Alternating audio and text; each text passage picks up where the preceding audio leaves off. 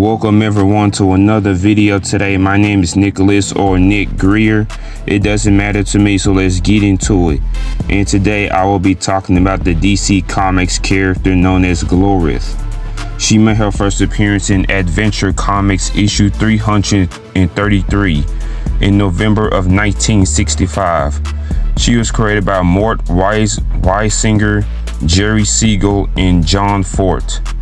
Before I start, I tried my best to break down her origin since it involves timelines and weird continuity shenanigans or whatever.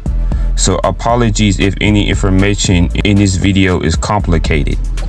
Glorith was once a henchman, or in this case a henchwoman, of the supervillain named the Time Trapper, an enemy of the Legion of Superheroes.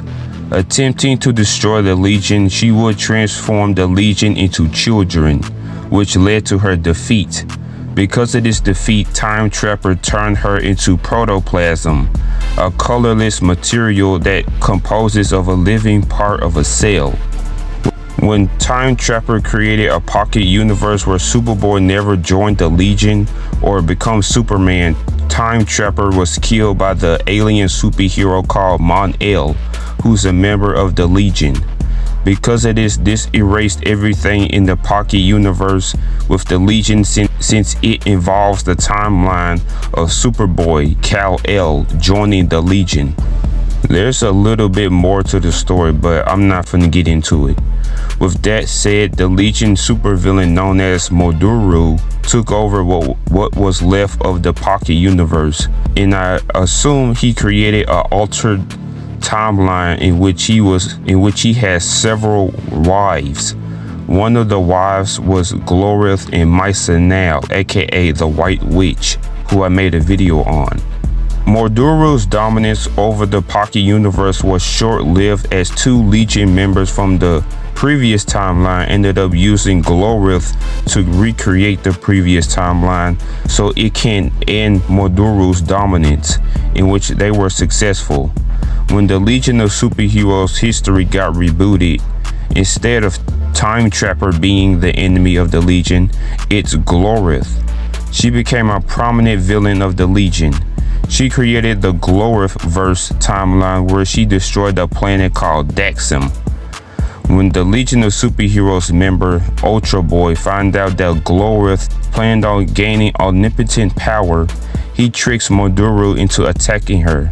As the battle came to a draw, Glorith lost some of her powers during the battle, which means she can't become omnipotent.